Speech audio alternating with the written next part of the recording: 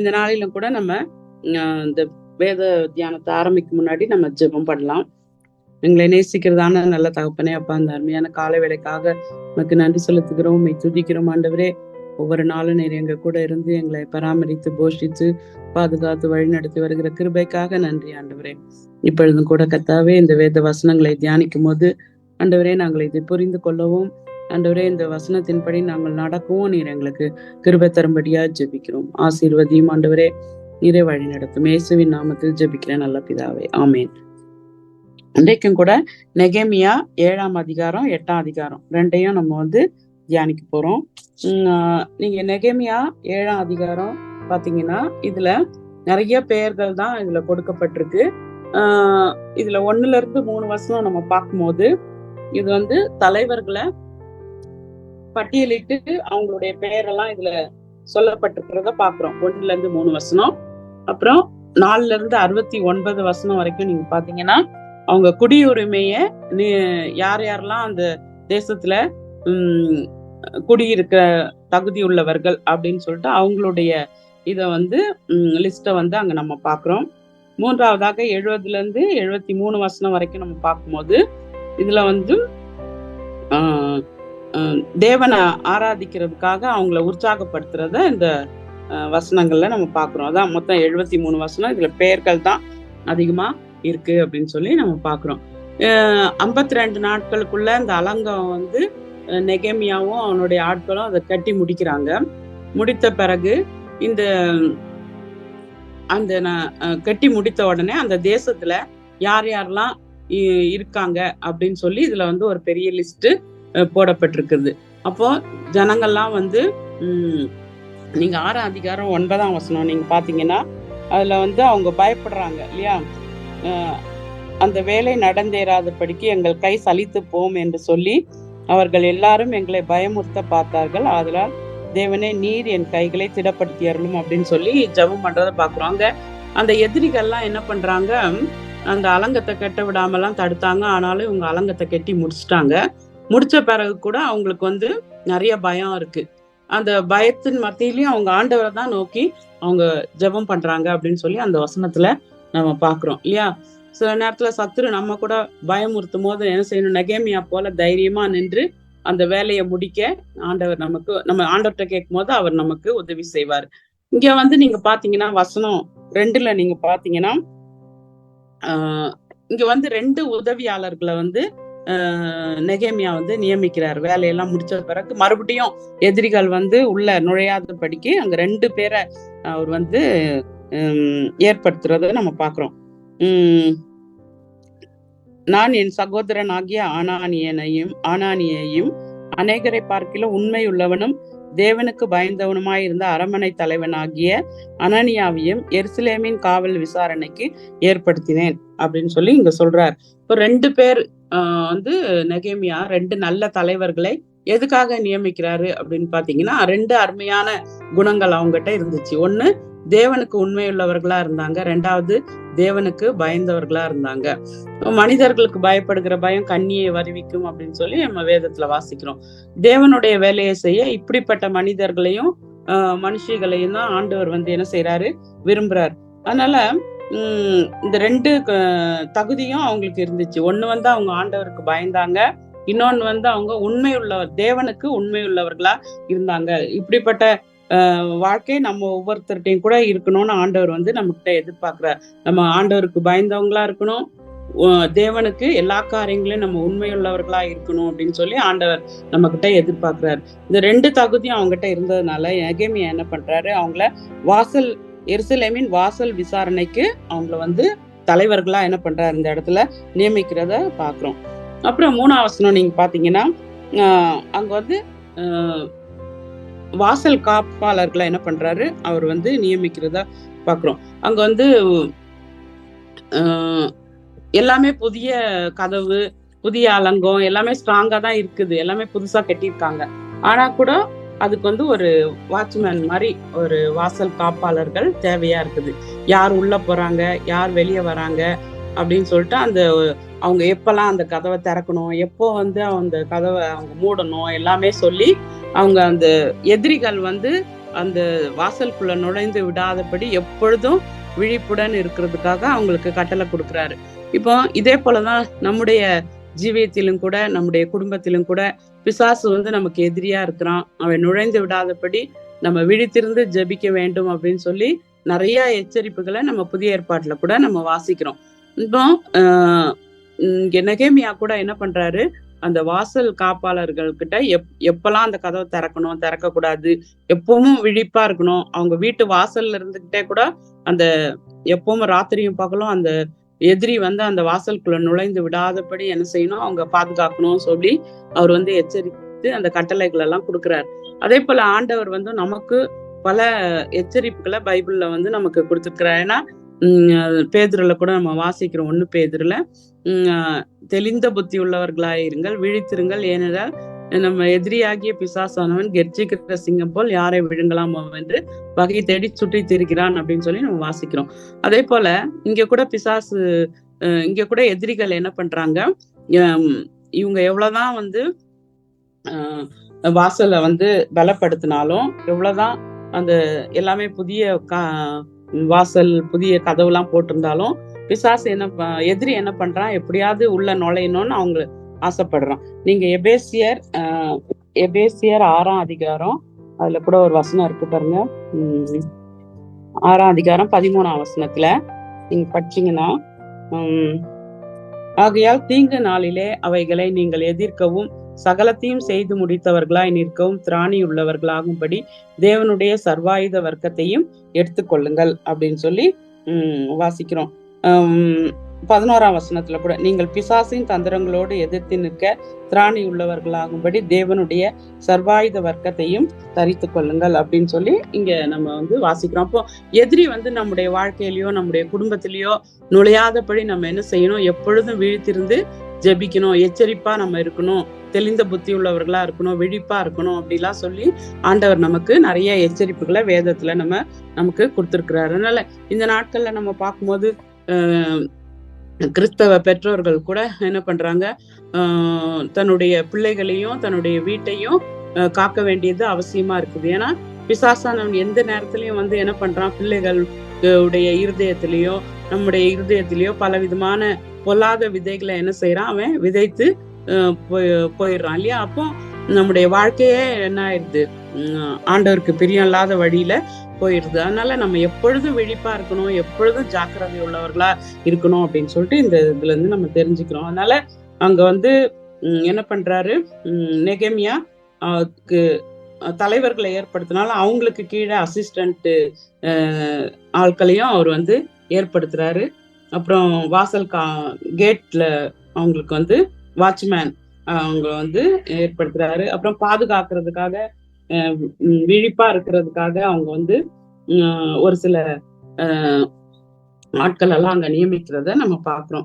இதுல இருந்து நம்ம என்ன தெரிஞ்சுக்கிறோம் அப்படின்னு சொல்லி பாத்தீங்கன்னா, நம்ம வந்து எதிரி வந்து உள்ள நுழையக்கூடாது அப்படின்னு சொல்லிட்டு அவர் வந்து ஆசைப்படுறாரு. அப்போ ஒவ்வொருவருடைய வாழ்க்கையிலயும் நம்ம வந்து விழிப்பா இருக்கிறது அவசியம் அப்படின்னு சொல்லி நம்ம இந்த வசனங்கள்ல நம்ம தெரிஞ்சுக்கிறோம். அப்புறம் நீங்க 4ல இருந்து 69ஆம் வசனம் வரைக்கும் நீங்க பாத்தீங்கன்னா, இதுல வந்து குடியுரிமையை நிறுவுதலை பத்தி நம்ம இதுல வந்து பாக்குறோம். யாரெல்லாம் வந்து திரும்பவுமா அந்த இஸ்ரவேல் தேசத்துல வந்து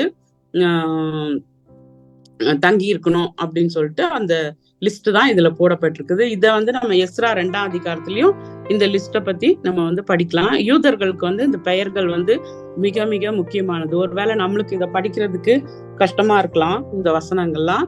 ஆனா யூதர்களுடைய வாழ்க்கையில நீங்க பாத்தீங்கன்னா, அவங்க வந்து இந்த வம்ச வரலாறுகள் அதுல வந்து ரொம்ப ரொம்ப முக்கியம். அவங்க வந்து எந்த கோத்திரத்துல இருந்து வந்தாங்க, எந்த அவங்களுடைய கோத்திரம் எது, அவங்க எந்த ஒரு 12 கோத்திரத்துல இருந்து எதுல இருந்து அவங்க வந்தாங்க அப்படின்னு சொல்றது ரொம்ப ரொம்ப முக்கியமான ஒரு காரியமா அவங்களுக்கு தெரியும். அதனால இந்த பெயர்கள்லாம் அதுல கொடுக்கப்பட்டிருக்குது.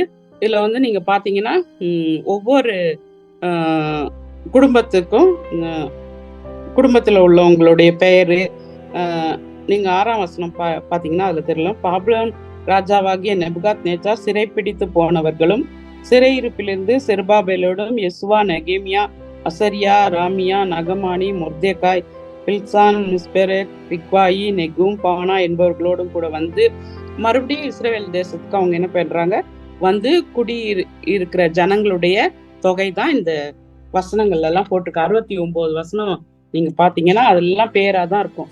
எந்தெந்த குடும்பங்கள்லாம் வந்தாங்க, யார் யாரெல்லாம் இந்த இடத்துல அவங்க இருக்காங்க அப்படின்னு சொல்லிட்டு. ஏன்னா அவங்கள கூப்பிட்டு கேட்கும் போது அவங்க வந்து நாங்க எந்த குடும்பத்துல இருந்து வந்தோம், எந்த வம்சத்துல இருந்து நாங்க வந்தோம் அப்படின்னு சொல்லிட்டு சொல்லக்கூடிய ஒரு இது சொல்லக்கூடிய ஒரு கணக்கு வந்து அவங்களுக்கு வச்சிருந்தாங்க. அப்போ சிலர் வந்து என்ன பண்ண முடியல, அந்த தங்களுடைய வம்சத்தை நிரூபிக்க முடியல. உதாரணமா நீங்க பாத்தீங்கன்னா 61 வசனத்துல நீங்க பாத்தீங்கன்னா அவங்க வந்து சொல்ல முடியல நாங்க எந்த இதுல இருந்து வந்தோம் அப்படின்னு சொல்லிட்டு பாருங்க. 61 வசனம், தெல்மேலாகிலும் தெல் அர்சாவிலும் கேருபிலும் ஆதோனிலும் இம்மேரிலும் இருந்து வந்தும் தாங்கள் இஸ்ரவேலர் என்று தங்கள் பிதாக்களின் வம்சத்தையும் தங்கள் பூர்வோதரத்தையும் சொல்ல மாட்டாமல் இருந்தவர்கள்.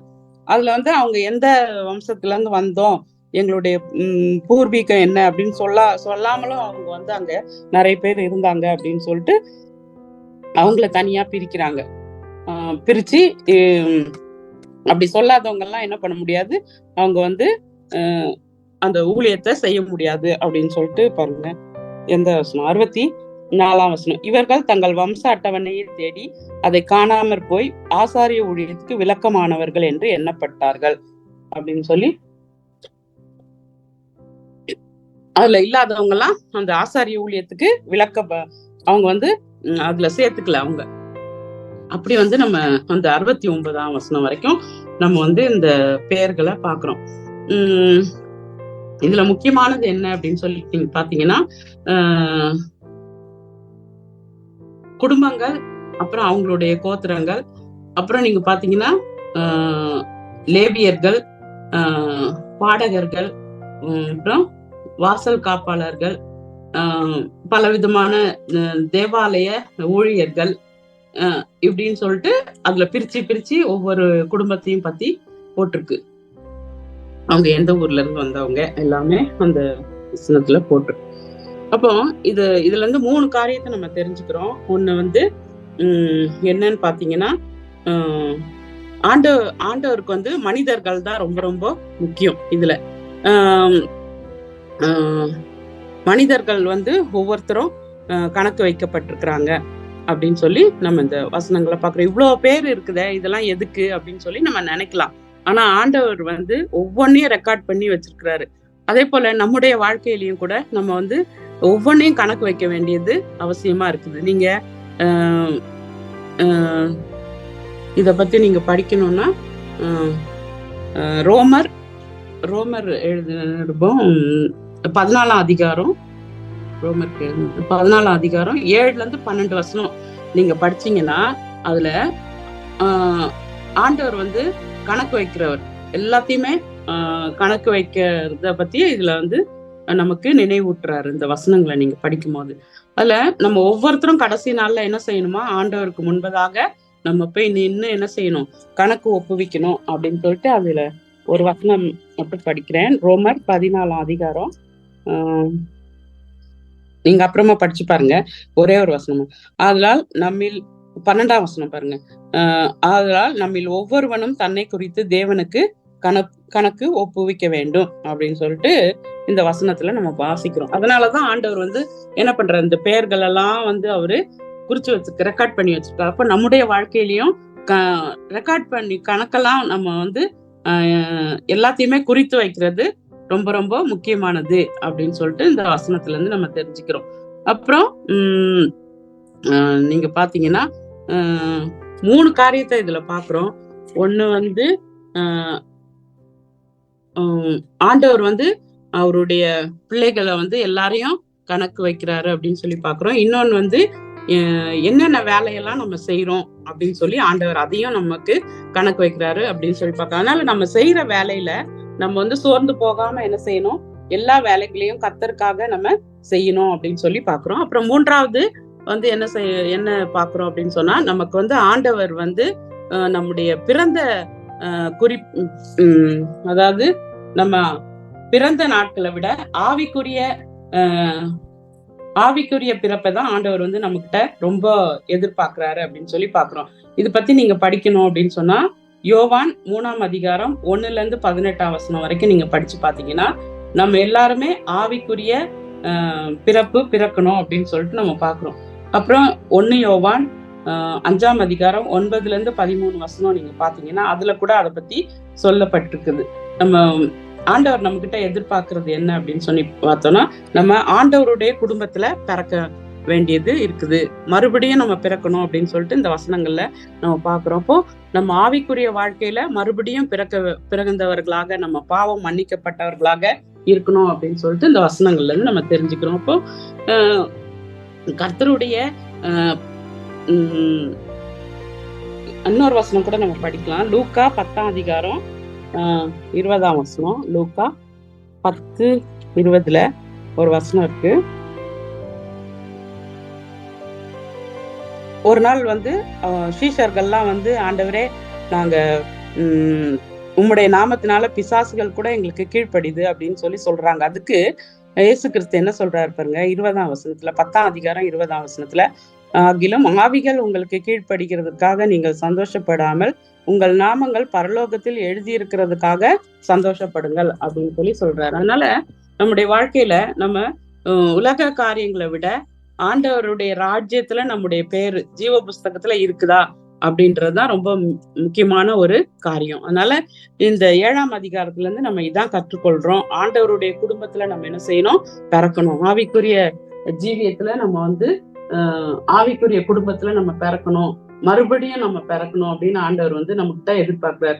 அப்ப இயேசு கிறிஸ்து மேல விசுவாசம் வச்சு அவரை ஏற்றுக்கொண்டவர்கள் எத்தனை பேர்களோ அத்தனை பேர்களும் தேவனுடைய பிள்ளைகள் ஆகும்படி அவங்களுக்கு அதிகாரம் கொடுக்கிறார் அப்படின்னு சொல்லி இந்த அதிகாரத்துல இருந்து நம்ம தெரிஞ்சுக்கிறோம். சரி, அடுத்தது 8ஆம் அதிகாரம் நீங்க பாத்தீங்கன்னா இதுல வந்து 8ஆம் அதிகாரத்துல நீங்க பாத்தீங்கன்னா இதுல வந்து ஒரு புக்கு அவங்க வந்து ஒரு புக்கை வந்து எடுக்கிறாங்க. மோசேயினுடைய நியாயப்பிரமாண புஸ்தகத்தை என்ன பண்றாரு? எஸ்ரா கொண்டு வர சொல்றாரு. அப்போ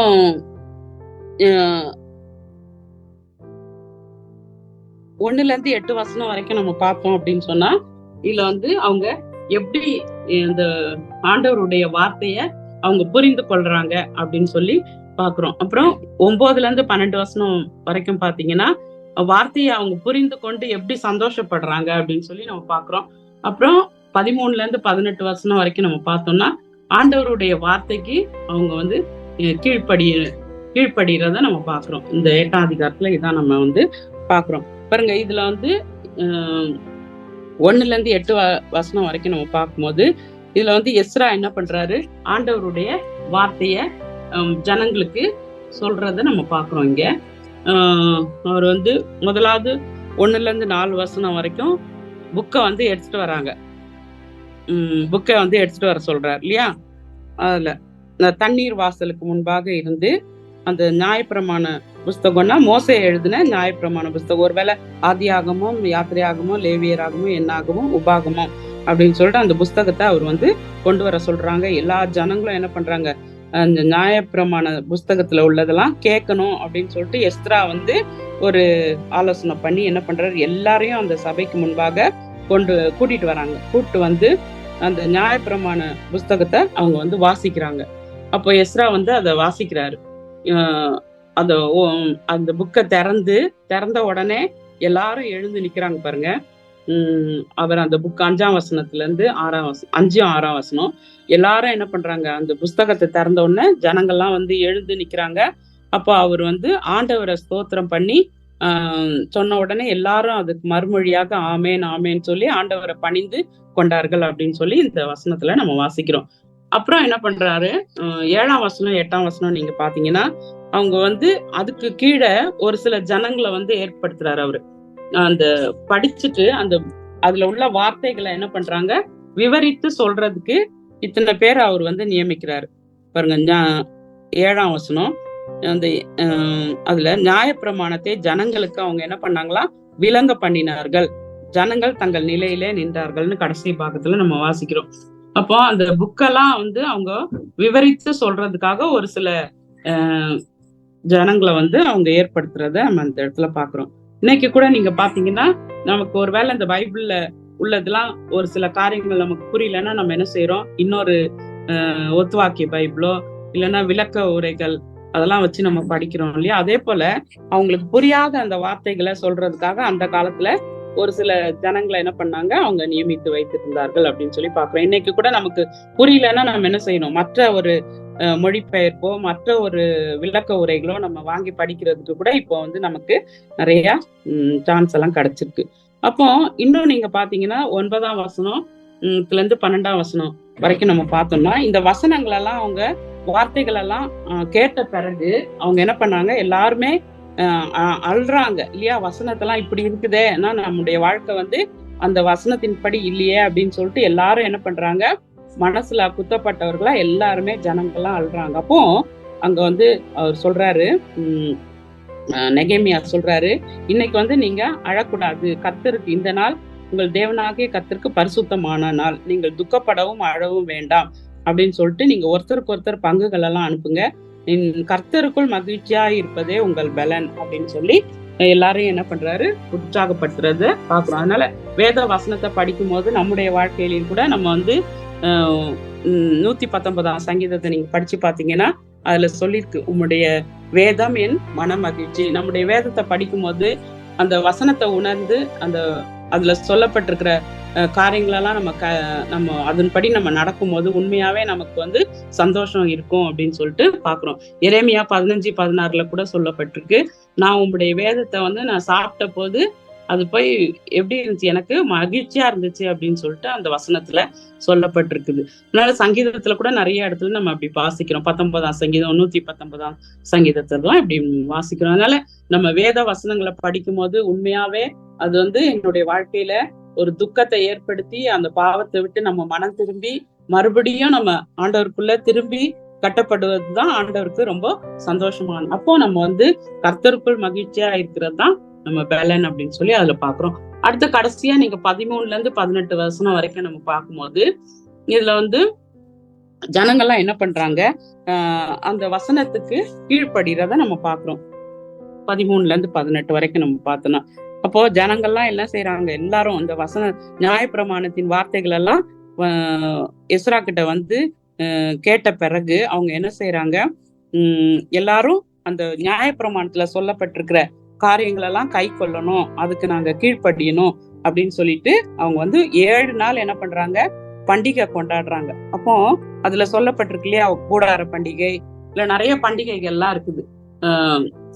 அந்த 7 பண்டிகையும் என்ன பண்றாங்க, நாங்க வந்து கண்டிப்பா இதெல்லாம் நாங்க வந்து கொண்டாடணும், இந்த பண்டிகைக்கெல்லாம் நாங்க வந்து பங்கு பெறணும் அப்படின்னு சொல்லிட்டு என்ன பண்றாங்க, எல்லாரும் தங்களுடைய பொல்லாத வழிகள் எல்லாம் விட்டு மனம் திரும்பி என்ன செய்யறாங்க, நியாயப்பிரமாணத்துல சொல்லப்பட்டிருக்கிற அந்த வார்த்தைகளுக்கு அவங்க கீழ்ப்படிந்து நடந்தார்கள். எல்லாரும் தங்களுடைய முந்தைய காலத்துல செய்த எல்லா பாவங்களையும் அவங்க அறிக்கை பண்ணி என்ன பண்ணாங்க, தேவனுடைய வார்த்தைகளுக்கு கீழ்ப்படிந்து அதன்படி நடக்க தங்களுடைய வாழ்க்கைய ஒப்பு கொடுத்தாங்க அப்படின்னு சொல்லிட்டு இந்த அதிகாரத்துல நம்ம வாசிக்கிறோம். இதுல இருந்து நம்ம என்ன தெரிஞ்சுக்கிறோம் அப்படின்னு சொல்லி பாத்தீங்கன்னா, நம்முடைய வாழ்க்கையிலையும் கூட நம்ம என்ன செய்யணும், ஆண்டவருடைய வார்த்தையை படிக்கணும், அவருடைய வார்த்தைக்கு நம்ம கீழ்ப்படியணும், அப்புறம் நம்முடைய எல்லா பழைய வழியெல்லாம் விட்டு மனம் திரும்பி ஆண்டவருடைய வழியில நடக்கணும். இதுதான் ஆண்டவர் நம்ம கிட்ட எதிர்பார்க்கிறது அப்படின்னு சொல்லி இந்த வசனங்கள்ல நம்ம படிக்கிறோம். ஏன்னா வேதம் சொல்லுகிறது, நீங்கள் கேட்கிறவர்களாய் மாத்திரமல்ல அதன்படி நடக்கிறவர்களாயும் நீங்க என்ன செய்யணும், இருக்கணும் அப்படின்னு சொல்லி நம்ம வாசிக்கிறோம் வேதத்துல. அதனால இந்த நாட்கள்ல இந்த 7ஆம் அதிகாரம் 8ஆம் அதிகாரத்துல இதான் நம்ம வந்து தெரிஞ்சுக்கிறோம். நம்ம வந்து ஜெபம் பண்ணலாம். எங்களை நேசிக்கிறதான நல்ல தகப்பனே அப்பா, இந்த அருமையான வேலையிலும் கூட கர்த்தாவே இந்த நெகேமியா 7ஆம் அதிகாரம் 8ஆம் அதிகாரத்தையும் ஆண்டவரே நாங்கள் தெரிந்து கொள்ளும்படியா நீர் எங்களுக்கு கொடுத்த நல்ல நேரத்துக்காக உமக்கு நன்றி செலுத்துகிறோம், துதிக்கிறோம் அப்பா. ஆண்டவரே எப்படி ஒவ்வொரு ஆத்மாவும் உமக்கு முக்கியம் என்பதை சொல்லி ஆண்டவரே இந்த வேதத்துல இருந்து நாங்க வாசித்தோம். ஆண்டவரே அப்பா, நீர் எப்படிப்பட்ட ஜனங்களை நீர் தெரிந்து கொள்ளுகிறீர் என்று சொல்லி நாங்க பார்த்தோம். ஆண்டவரே தேவனுக்கு உண்மை உள்ளவர்களையும் தேவனுக்கு பயப்படுகிறவர்களையும் தலைவராக நீர் நெகேமியா நியமித்தார். அதே போல நாங்களும் எங்களுடைய வாழ்க்கையில கர்த்தாவே உமக்கு பயப்படுகிற பயத்தை எங்களுக்கு தாரும், கர்த்தருக்கு பயப்படுதலே ஞானத்தின் ஆரம்பம் என்று சொல்லி வாசிக்கிறோம் ராஜா. அது மாத்திரம் இல்ல ஆண்டவரே, உமக்கு உண்மையுள்ளவர்களா எல்லா காரியங்களிலேயும் நாங்கள் உமக்கு உண்மையுள்ள பிள்ளைகளாக ஜீவிக்கவும் நீர் எங்களுக்கு கிருபை தாரும் ஆண்டவரே.